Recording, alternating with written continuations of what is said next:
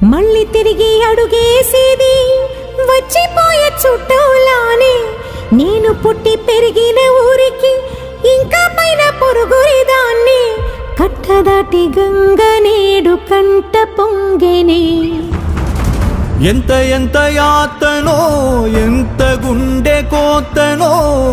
ప్రాణమోలే పెంచుకున్న పిచ్చి నాన్నకు